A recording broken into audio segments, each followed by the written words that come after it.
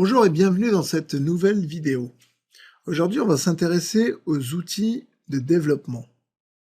Alors, par outil de développement, ce qu'on entend, c'est un éditeur, un compilateur ou directement un IDE, un environnement de développement intégré.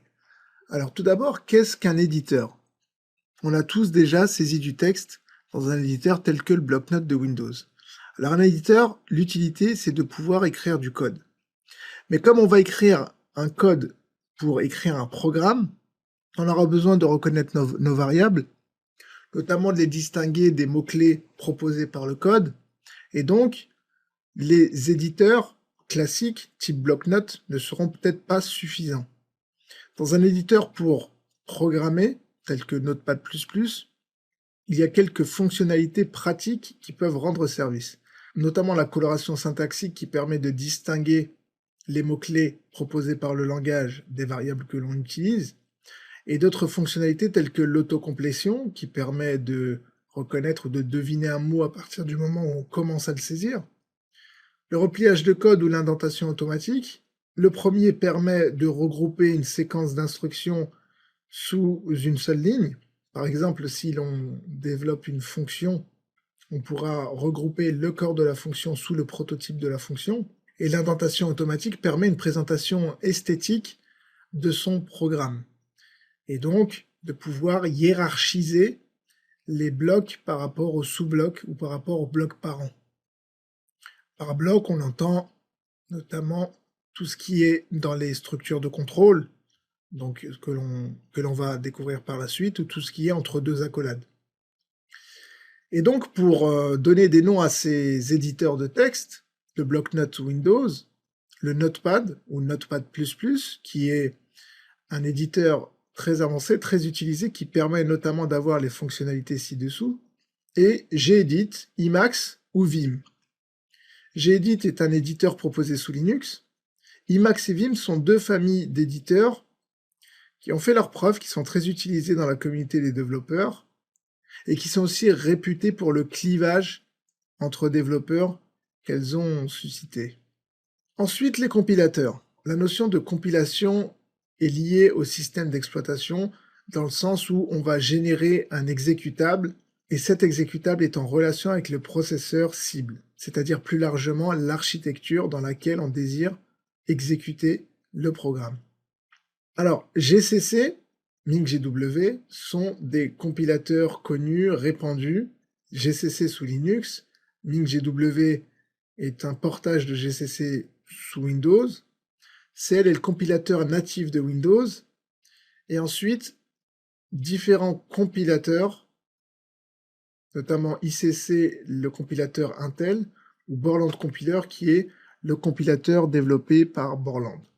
On a deux grandes familles de processeurs, de constructeurs de processeurs, Intel et AMD. Il y a effectivement certains points techniques à connaître par rapport aux familles de processeurs Intel et AMD. Alors maintenant qu'on a présenté les éditeurs et les compilateurs, on peut parler d'IDE. Une IDE, un environnement de développement intégré, va nous proposer de pouvoir éditer, donc pouvoir saisir du code, le compiler et aussi le linker avec la phase d'édition de liens, la génération d'exécutables et toute la configuration en mode projet lors d'un développement. Eclipse, NetBeans, qui sont deux IDE open source très répandus, Visual Studio, qui est l'IDE native de Microsoft, CodeBlocks, Borland et DevC++ sont des IDE tout aussi intéressantes, surtout DevC++ et CodeBlocks, qui sont des IDE que l'on peut retrouver notamment lorsque l'on se lance dans le développement. Xcode est l'IDE sous macOS, et Kdevelop est une des IDE sous Linux. Pour rentrer plus dans les détails, voyons quelques caractéristiques de chacun d'eux. Eclipse, c'est un projet cross-platform qui va être utilisable et disponible sous les différentes OS, Windows, Linux et macOS. À partir d'Eclipse, quelques 250 projets open source ont été réalisés, des projets d'envergure. C'est un IDE qui existe depuis 2004. Alors, sous Eclipse, ce qu'il faut savoir, c'est qu'on a la possibilité d'ajouter des plugins, ce qui est pratique. Par exemple, pour développer en C, on va rajouter un plugin qui s'appelle CDT. Pour développer des applications mobiles telles que des applications Android, il existe un plugin qu'il faut rajouter sur Eclipse. Lorsqu'on a des problématiques de gestion de code, de versionnement de code, il existe aussi un plugin. Il existe d'ailleurs à chaque fois plusieurs plugins, et ces plugins sont intégrables sur Eclipse. Visual Studio est la solution de développement native de Windows. C'est donc pas une solution cross-platform, et en tant que solution propriétaire, c'est une solution soumise à licence. Alors NetBeans est perçu comme une alternative à Eclipse. NetBeans peut être utilisé sur les 3 OS, donc Windows, Linux et macOS, et fonctionne aussi grâce à des plugins. On va donc avoir la possibilité de supporter des fonctionnalités grâce à des plugins. CodeBlocks est très réputé, c'est un IDE codé avec la framework WXWidget. WXWidget étant une framework IHM pour le développement applicatif. C'est un IDE cross-platform qui va être dédié, c'est un point important, au développement C, C++ et Fortran. C'est un IDE réputé simple et intuitif qui fonctionne aussi sous forme de plugin, qui peut supporter plusieurs compilateurs et qui permet l'importation de projets d'autres IDE. Borland C++ est un IDE qui fonctionne sous Windows en licence propriétaire, qui est développé par Borland et qui permet du développement spécifique pour le C et le C++. Dev C++ est aussi un IDE très utilisé par les débutants, au même titre que CodeBlocks. Du moins, c'est un IDE auquel on pense lorsqu'on se lance dans le développement. C'est une IDE qui est développée avec Borland Delphi 6, et c'est une solution spécifique pour le C et le C++. Elle utilise la version MinGW de GCC. Borland C++, Dev C++, CodeBlocks, ces IDE sont des solutions spécifiques pour le développement C, C++.